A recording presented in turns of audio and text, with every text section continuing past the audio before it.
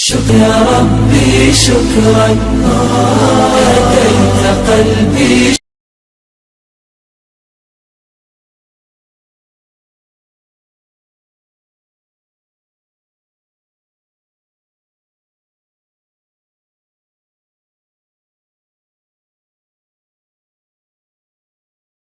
السلام علیکم ورحمۃ اللہ وبرکاتہ. ناظرین، تو بچوں کی تقریر کا یہ سلسلہ الحمدللہ آج سے ہم شروع کرنے جا رہے ہیں. آج کا جو ہمارا عنوان ہے وہ ہے اتحاد و اتفاق. اس تقریر کو آپ کسی بھی بچے سے حفظ کروا کر کے، اس کے رٹوا کر کے، ذہن نشی کروا کر کے کسی بھی پروگرام میں آپ اسے کروا سکتے ہیں. اور اس کو تحریری شکل میں حاصل کرنے کے لیے آپ کو وزٹ کرنا ہوگا ہماری سائٹ www.zitvblogspot.com پر. اس سائٹ کے لنک جو ہے اس ویڈیو کے ڈسکرپشن میں موجود ہے، آپ وہاں سے ڈائریکٹلی وزٹ کر سکتے ہیں، یا پھر آپ گوگل کریں www.zitvblogspot.com اور وہاں جا کر کے آپ اس کو حاصل کر سکتے ہیں تحریری شکل میں. تاہم ویڈیو میں آپ اس کے اسکرین شاٹ لے سکتے ہیں، یا پھر ویڈیو کو بار بار دیکھ کر کے اس کو یاد کر سکتے ہیں، یا پھر جو ہے اس کو لکھ سکتے ہیں. چلیے دیکھتے ہیں بچوں کی یہ تقریر کیسی ہے. السلام علیکم ورحمۃ اللہ وبرکاتہ. نحمدہ ونصلی علی رسولہ الکریم، اما بعد، اعوذ باللہ من الشیطان الرجیم، بسم اللہ الرحمن الرحیم، واعتصموا بحبل اللہ جمیعا ولا تفرقوا. فرقہ بندی ہے کہیں اور کہیں ذاتیں ہیں، فرقہ بندی ہے کہیں اور کہیں ذاتیں ہیں، کیا زمانے میں پنپنے کی یہی باتیں ہیں.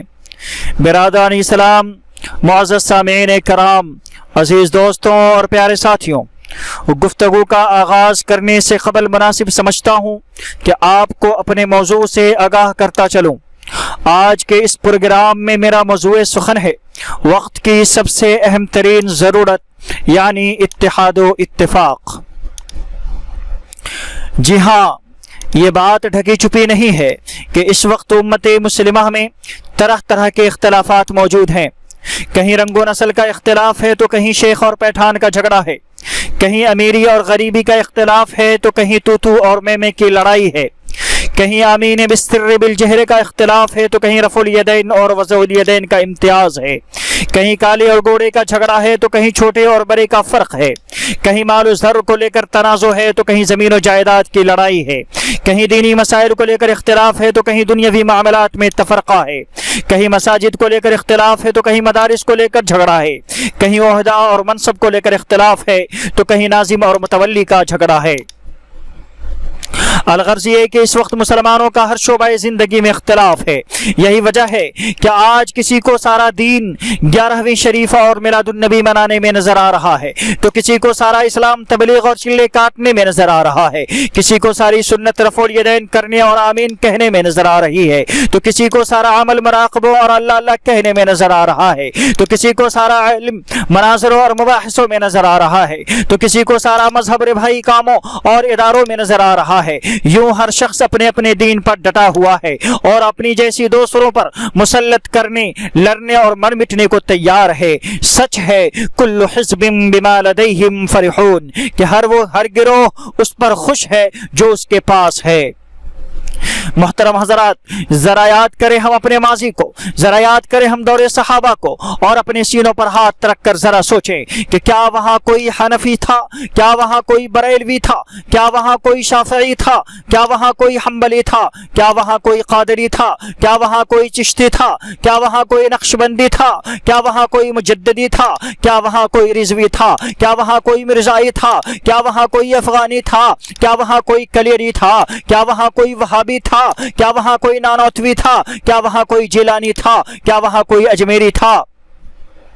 اور میں پوچھنا چاہتا ہوں فرقہ پرست مسلمانوں سے کہ خدا را ہمیں ذرا بتائیں، کیا ان میں امیری اور غریبی کا جھگڑا تھا؟ کیا ان میں شیخ اور پٹھان کی لڑائی تھی؟ کیا ان میں بڑے اور چھوٹے کا امتیاز تھا؟ کیا ان میں کالے اور گورے کا اختلاف تھا؟ کیا ان میں ذات پات کی لڑائی تھی؟ کیا ان میں رنگ و نسل کا جھگڑا تھا؟ کیا ان میں اونچ نیچ کا فرق تھا؟ کیا ان میں تو اور میں کی لڑائی تھی؟ جی نہیں، ہرگز نہیں. بقول شاعر، ایک ہی صف میں کھڑے ہو گئے محمود و ایاز، ایک ہی صف میں کھڑے ہو گئے محمود و ایاز، نہ کوئی بندہ رہا اور نہ کوئی بندہ نواز.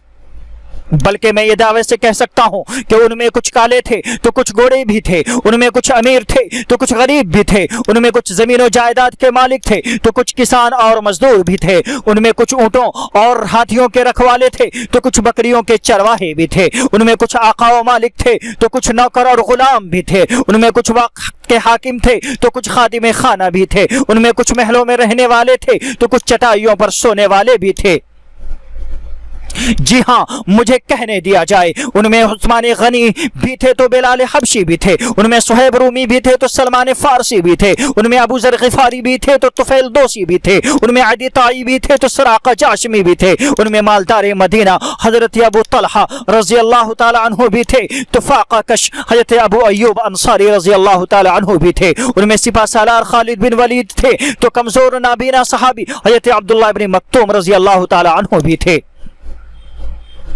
لیکن قربان جائیں ان کی اس جماعت پر الحمدللہ، کیا اتحاد تھا، کیا پیار تھا، کیا محبت تھی، کیا اخوت تھی، کیا بھائی چارہ تھا، کیا جذبہ تھا، کیا جانثاری تھی، کیا قربانی تھی۔ کوئی چھوٹا نہیں، کوئی بڑا نہیں، کوئی کالا نہیں، کوئی گورا نہیں، کوئی حاکم نہیں، کوئی محکوم نہیں، کوئی امام نہیں، کوئی غلام نہیں، کوئی امیر نہیں، کوئی غریب نہیں، کوئی طاقتور نہیں، کوئی کمزور نہیں، بلکہ سب کے سب ایک تھے، نیک تھے، متحد تھے، متفق تھے، مشفق تھے، مہربان تھے، مخلص تھے، وفادار تھے، ایک دوسرے کے معاون تھے، مددگار تھے، ایک دوسرے کے بھائی تھے، یار تھے، بلکہ یوں کہا جائے تو بیجا نہ ہوگا کہ وہ اشداء علی الکفار رحماء بینہم کی تفسیر تھے، انما المؤمنون اخوۃ کی جیتی جاگتی تصویر تھے، بعضهم اولیاء بعض کے آئینہ دار تھے، یسرون علی انفسہم کے مصداق تھے۔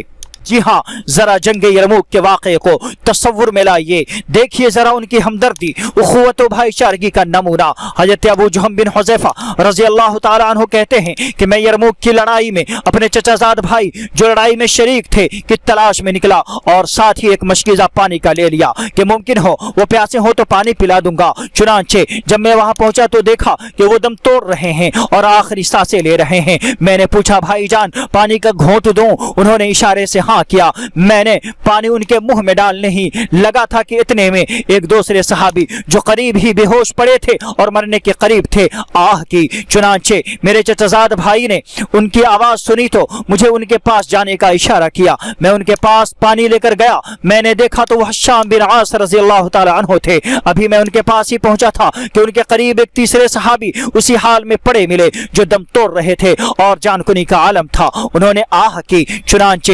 حشام بن عاص رضی اللہ تعالی عنہ نے مجھے ان کے پاس جانے کا اشارہ کیا۔ میں ان کے پاس پانی لے کر پہنچا تو دیکھا کہ ان کا دم نکل چکا ہے۔ چنانچہ میں واپس حشام بن عاص رضی اللہ تعالی عنہ کے پاس پلٹا، دیکھا تو وہ بھی دم چھوڑ چکے تھے۔ پھر بھاگا ہوا اپنے چچا زاد بھائی کے پاس پہنچا، دیکھا تو وہ بھی جہاں بحق ہو چکے تھے۔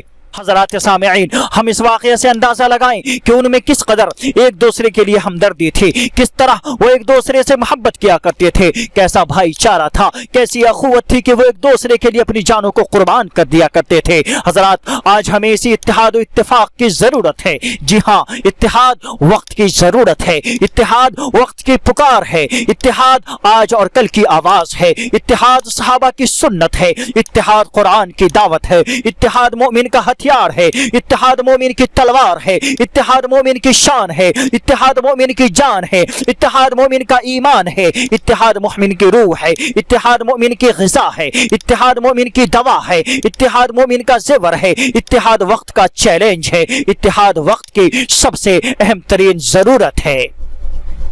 میں انہی چند باتوں پر اپنی تقریر کو ختم کرتا ہوں اس شعر کے ساتھ کہ منفعت ایک ہے اس قوم کی نقصان بھی ایک، منفعت ایک ہے اس قوم کی نقصان بھی ایک، ایک ہی سب کا نبی دین بھی ایمان بھی ایک، ایک ہی سب کا نبی دین بھی ایمان بھی ایک، حرم پاک بھی اللہ بھی قرآن بھی ایک، حرم پاک بھی اللہ بھی قرآن بھی ایک، کیا بڑی بات تھی ہوتے جو مسلمان بھی ایک۔ وما علینا الا البلاغ، والسلام علیکم ورحمۃ اللہ وبرکاتہ۔ नाजरीन, तो इस वीडियो में देख करके आप इसका स्क्रीनशॉट ले सकते हैं, या फिर आप हमारी साइट पर विजिट करें और वहां से तहरीरी शक्ल में इस तकरीर को हासिल कर सकते हैं। अगर आप हमारे चैनल पर नए हैं तो चैनल को सब्सक्राइब कर लें ताकि हमारी वीडियोस आप तक पहुंचती रहें, और प्लीज वीडियो को लाइक करें और अपने दोस्तों के साथ इसको शेयर भी कर दें। मिलते हैं इंशाल्लाह एक नई वीडियो के साथ, नए टॉपिक के साथ। अस्सलामु अलैकुम व रहमतुल्लाहि व बरकातुहू।